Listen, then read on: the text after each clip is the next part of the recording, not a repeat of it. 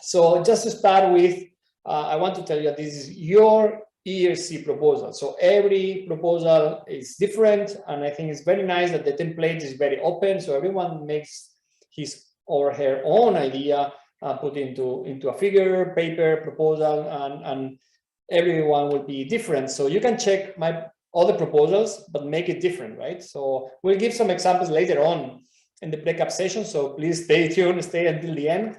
And just to give you some ideas, but at the end it will be your proposal, give your own touch. And how did I go from the drawing to the text? So here also in this template you can see a lot of graphics, right? So this is the main thing that I was following up on, that making a lot of sketches, making a lot of drawing. So we're hard describing the aim. I think it's very difficult. So I think for us scientists, it's easy to start writing a lot of things, right? Writing the methods or how did I get there, but describing very clearly, like for anyone who is listening to you, what's the aim, what's the breakthrough, what's the novelty? So not believing, but describing the breakthrough was what took me much energy in the whole process, right? So the key point here is that everyone should understand your idea, everyone, and be excited about that, right? So how did I get there? So I think it's a matter of time. It's a matter of making many drafts. And also for me, what works is to have a tight deadline, right? So you will hear later in the breakup session that people start like a year before.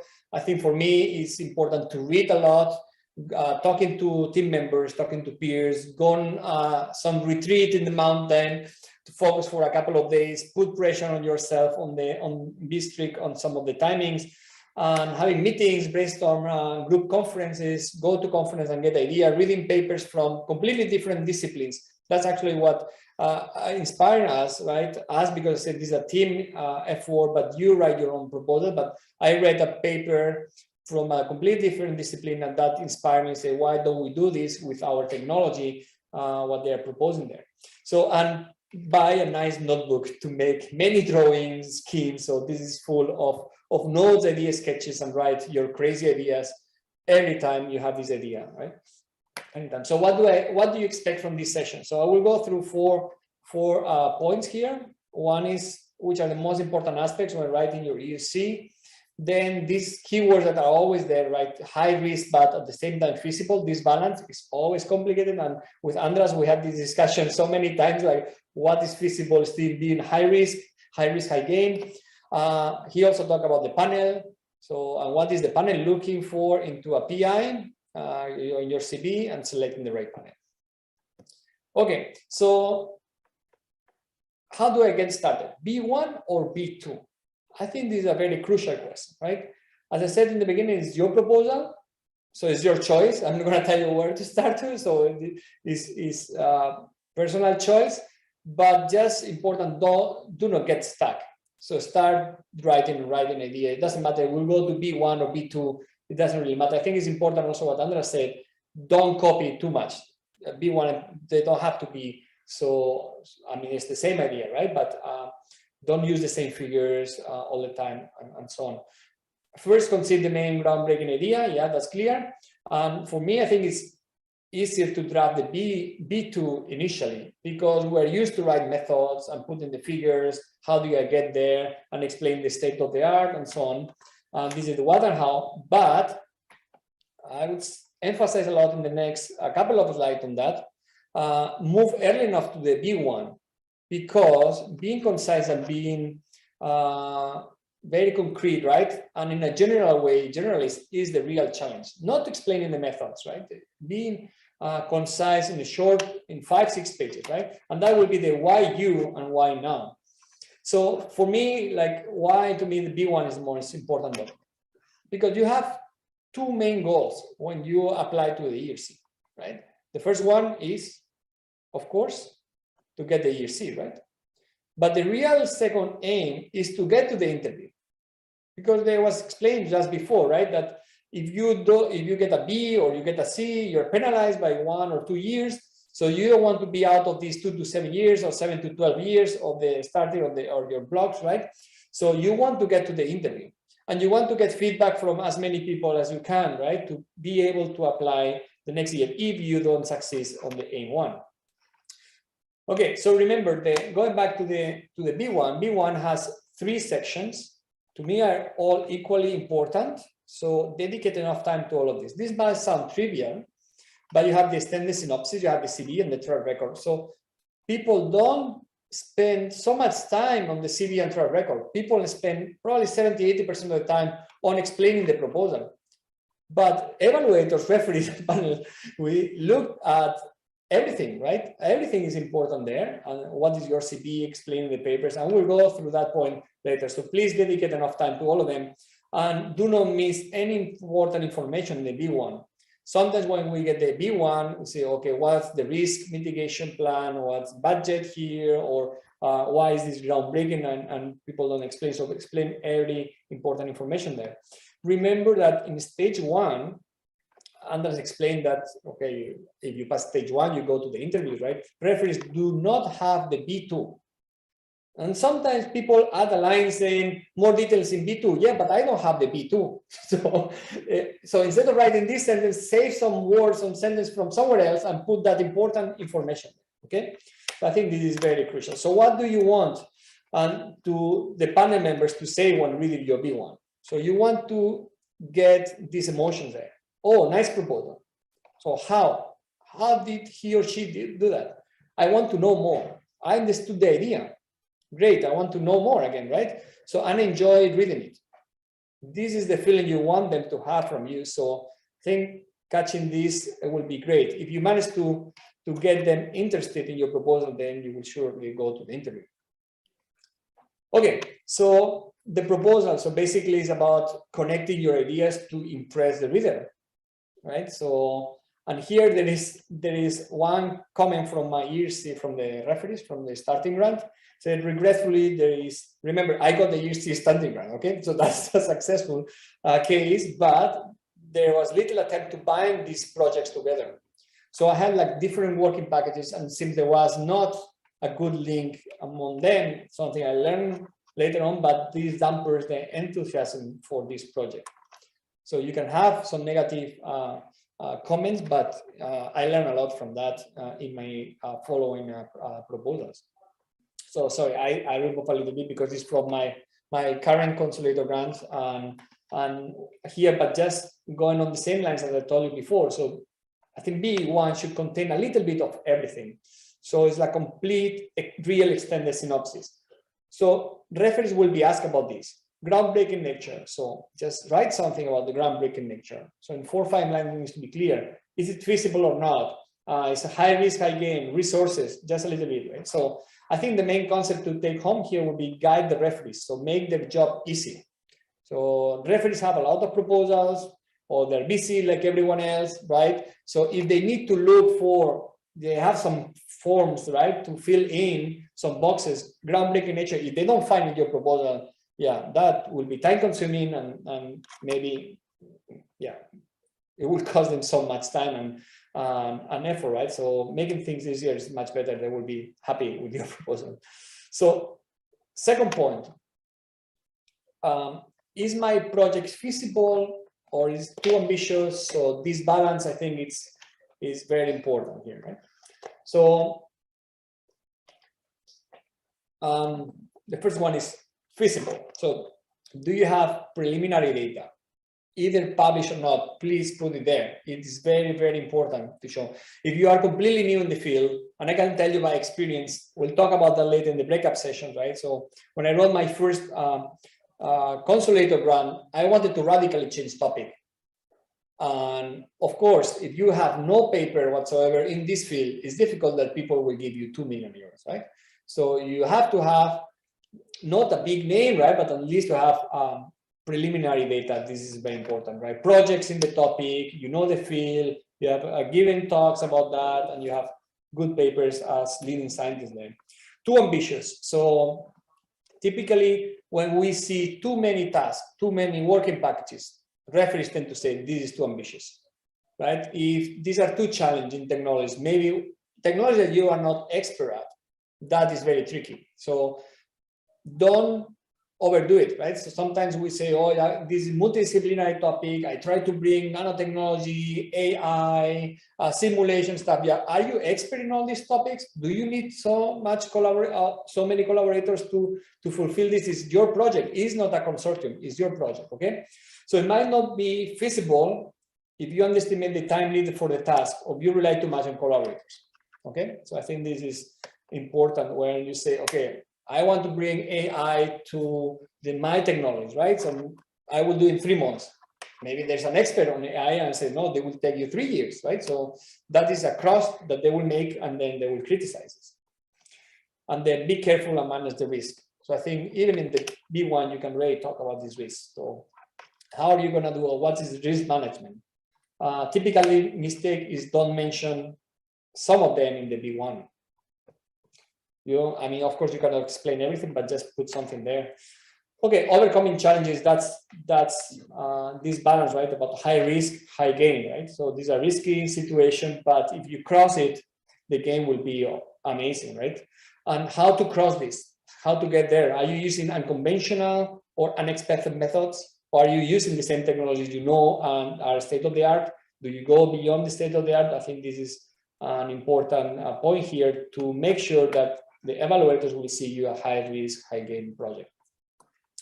Okay, so just an example of a couple of screenshots from the panel member, or the evaluators and referees.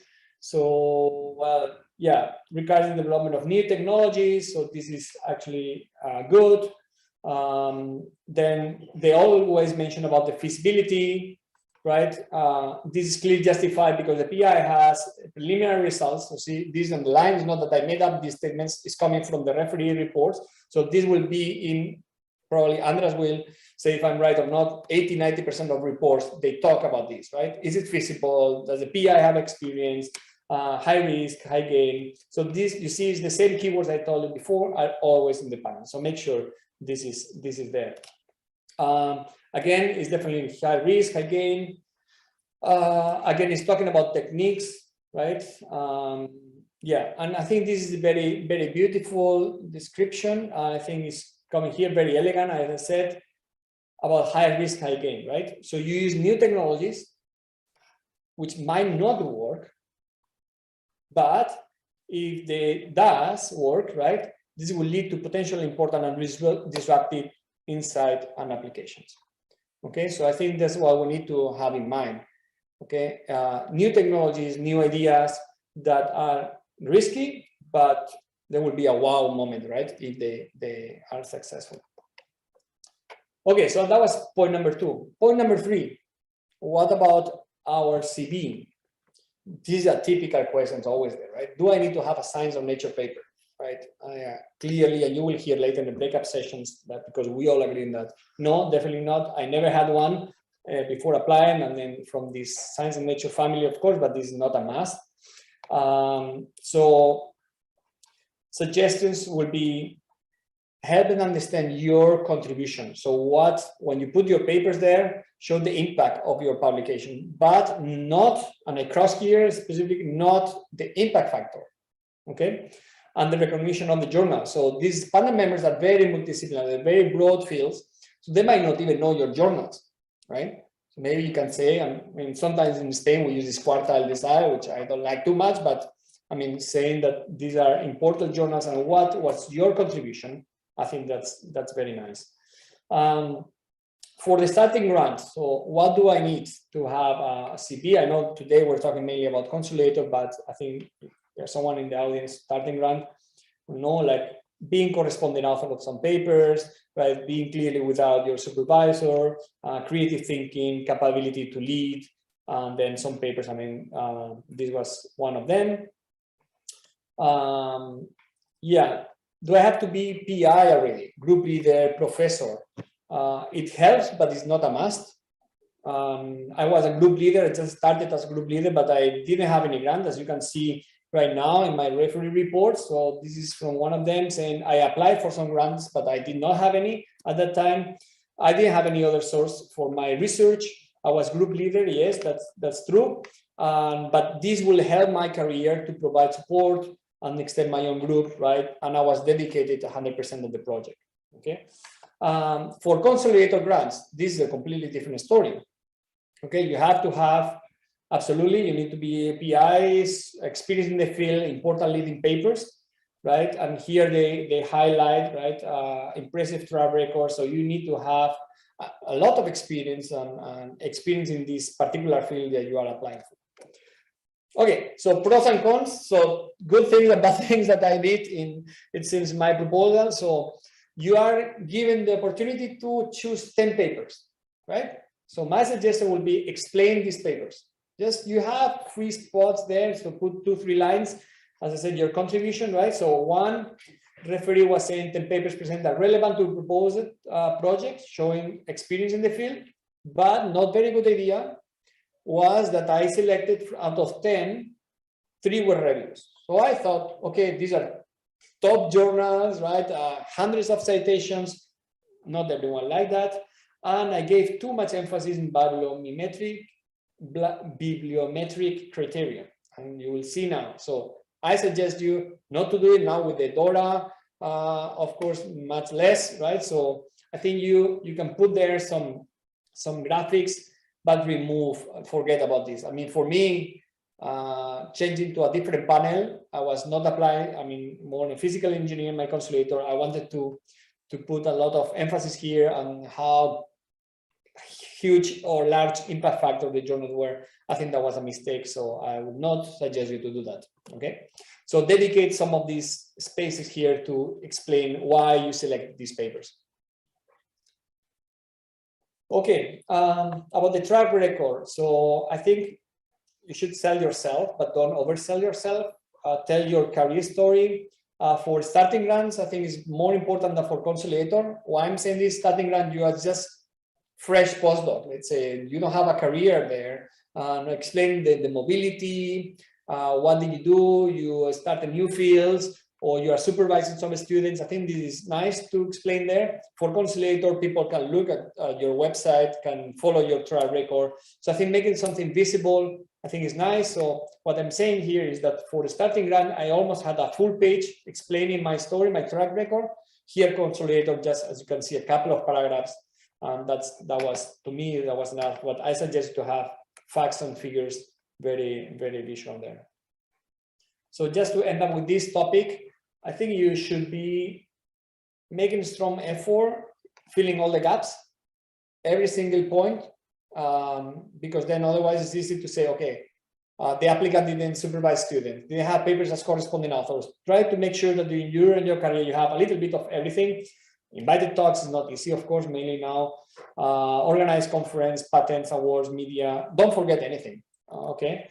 For Consolator grants, of course, you should be supervising students, big funding attraction for starting. If you have some, it's okay, it's added value, but I said I didn't have any. Right now, based on my experience, yes, being corresponding author is important or leading. It shows in all the calls that you have independent thinking. That's a way of measuring that you brought ideas to your supervisor, right? And you start them from zero. Okay, make graphics, explain your own words. Okay, the last point.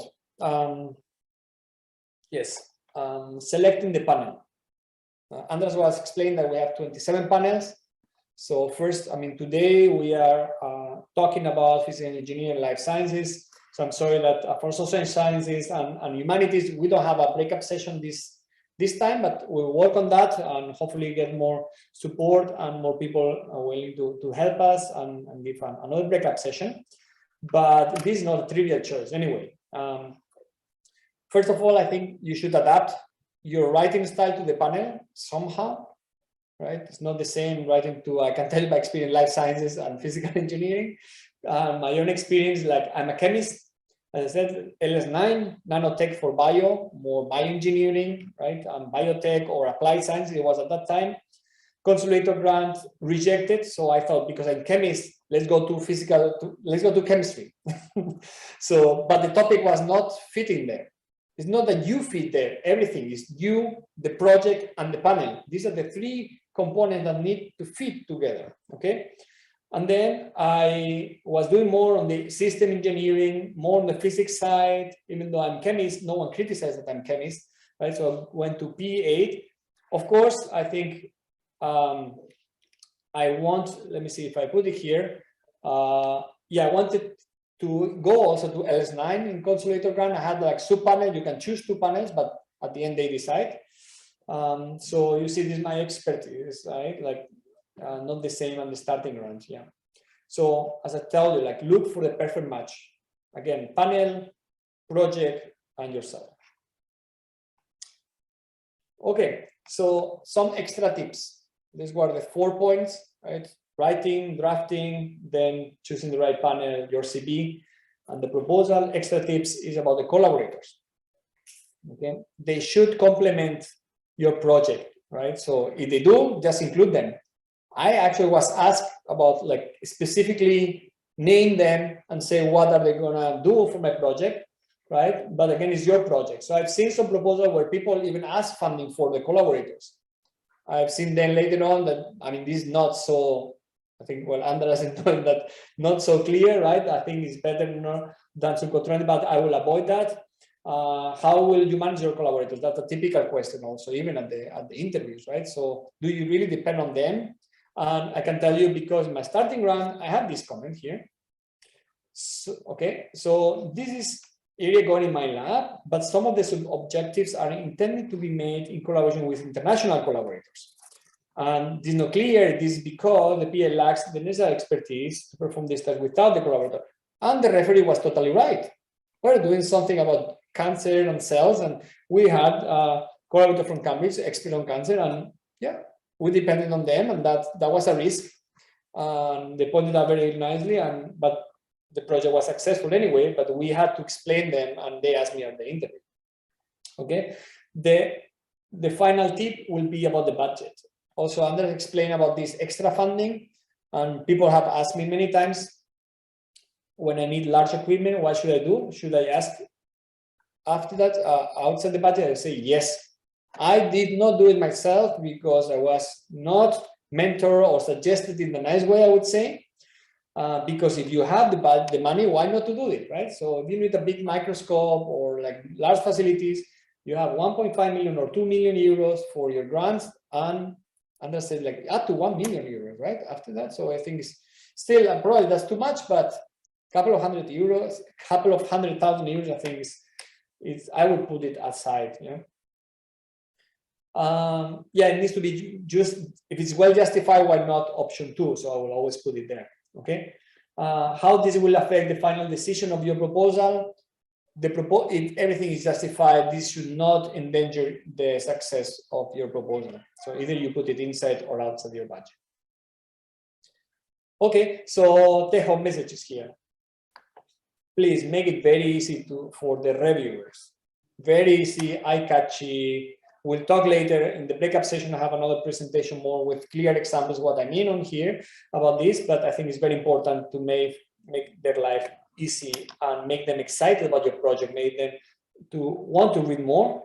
Work a lot on your CV. Don't leave it for the end. If you, as I said, don't get stuck, you have to write your proposal. It's the whole complete package, B1, B2, track record, CV. If you don't have clear ideas, start right now with your CV, with your track record. Okay, but work a lot on that. And go beyond what is expected in your field. Go much above the state of the art. Some, let's say, almost like frontier research, like Andres is saying. The next step is the interview, but we need another workshop for that. So, but if you are preparing for the interview, I think this is a very nice quote that I really like. For Mark Twain, he was saying that if you want me to speak for 1 hour, I'm ready now, I'm ready today. If you want me to speak for just a few minutes, it will take me a few weeks to prepare. So again, prepare, rehearsal a lot, and I give always advice like record your audio, record your video, make mock interviews, and work a lot once you go hopefully to step 2. If you have any question, you can please contact me. I'm very happy to give you support and advice. And thank you very much for your attention.